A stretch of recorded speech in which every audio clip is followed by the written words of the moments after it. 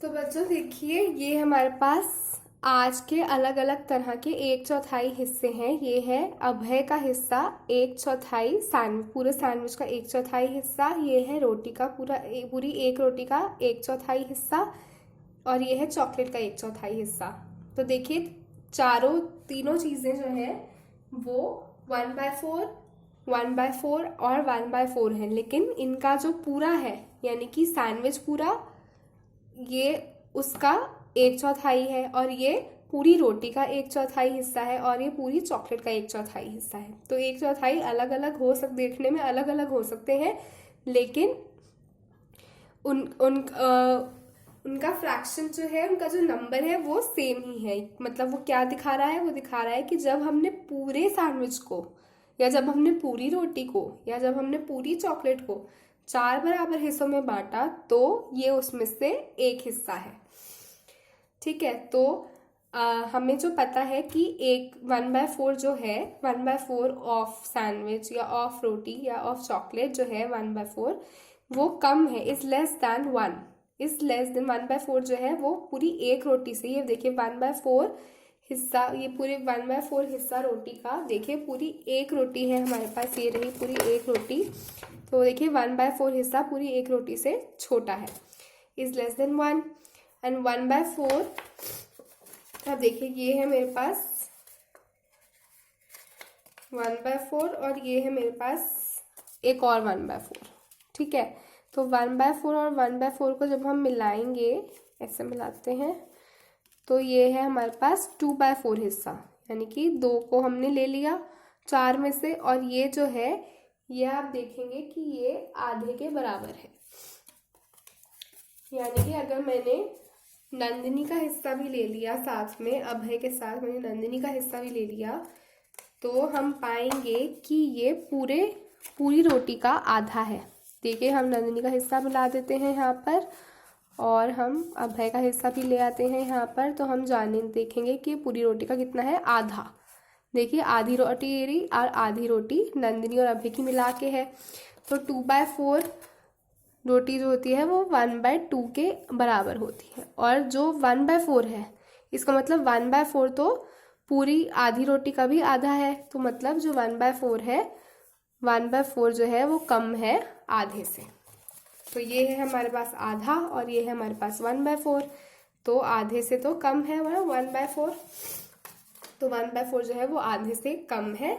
और ये हमने आज अलग अलग तरह के एक चौथाई हिस्से देखे। हमने सीखा कि 4 भागों में कैसे डिवाइड किया जाता है, और हमने ये भी देखा कि एक चौथाई हिस्सा कैसा दिखता है। अब बच्चों, हम वर्कशीट देख लेते हैं आज की। ये है हमारी वर्कशीट, और ये वर्कशीट में आपसे क्या करने को कहा जा रहा है। क्वेश्चन नंबर 1 है, divide the following shapes into 4 equal parts, यानी कि क्वार्टर्स।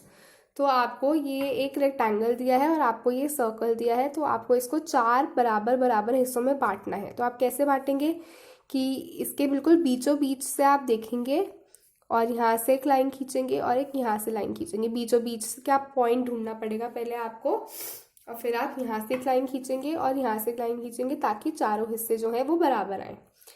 और फिर है divide the following shapes into 4 equal parts, और ये एक रेक्टेंगल है। इसे आप कैसे करेंगे, या तो आप इसे यहाँ से पहले आधा करिए और फिर यहाँ से एक चौथाई हिस्सों में बांटें, या फिर आप क्या कर सकते हैं, आप यहाँ से पहले आधा कर सकते हैं। जैसे आपको याद होगा, हमने सैंडविच को आधा किया था। हमने सैंडविच को ऐसे, जब हमारे पास पूरा रेक्टेंगल ऐसे था, तो हमने इसे यहाँ से बीच में से काट कर आधा किया। तो अब हम क्या कर सकते हैं, हम यहाँ से भी ऐसे करके कर सकते हैं, जिससे कि वो आधा हो जाएगा। तो आप इसे ऐसे भी कर सकते हैं, यानी कि आप इसे यहाँ से लाइन खींचे, फिर यहाँ से लाइन खींचे, तो ये 4 बराबर हिस्से हो जाएंगे। या फिर आप ऐसे और ऐसे भी कर सकते हैं, या फिर आप ऐसे भी कर सकते हैं। देखिए, हमने कितने तरीके देखे। मैंने आपको चॉकलेट डिवाइड करने का भी तरीका बताया, तो आप वैसे भी कर सकते हैं, और आपको रोटी का भी तरीका बताया था, वैसे आप इसे डिवाइड करेंगे 4 बराबर हिस्सों में। फिर है क्वेश्चन नंबर 2, टिक, यानी कि टिक के लिए आपको ये ऐसा निशान लगाना है, the figures that are divided into equal parts. तो आपको देखना है कि इनमें से कौन से फिगर्स जो है वो इक्वल पार्ट्स क्या होता है, बराबर हिस्से। कौन कौन से जो फिगर्स हैं वो बराबर हिस्सों में बटी हुई है। तो देखिए जो पहली है इसे हमने, ये 3 हिस्सों में बटी हुई है, 1 2 3, और ये तीनों हिस्से देखने में बिल्कुल बराबर लग रहे हैं। देखिए ऊपर से ऊपर वाली लाइन, बीच वाली लाइन और ये नीचे वाली लाइन बराबर हिस्से लग रहे हैं। तो आप इसे टिक कर सकते हैं क्योंकि ये इक्वल पार्ट्स में डिवाइडेड है। और कितने इक्वल पार्ट्स में डिवाइडेड है? 3। बी पार्ट है कि एक सर्कल है दिया है आपको और इसके बीचों बीच से एक लाइन खींची है, तो ये भी बराबर है और ये भी बराबर है, दोनों हिस्से बराबर लग रहे हैं। अब ये आप सोच के बताइए कि एक एरो है और इसके बिल्कुल बीचों बीच से यहाँ से लाइन खींची गई है, तो आपको क्या ये हिस्से बराबर लग रहे हैं? अगर आपको बराबर लग रहे हैं तो आप टिक कर सकते हैं, अगर आपको नहीं लग रहे हैं तो आप टिक मत करिए। अब ये डी पार्ट देखिए, इसमें ये हमारे पास एक स्क्वायर दिया है और हमें जो है इसमें हिस्से बटे हुए हैं, 4 हिस्सों में बटा है ये, पर क्या ये 4 हिस्से बराबर हैं?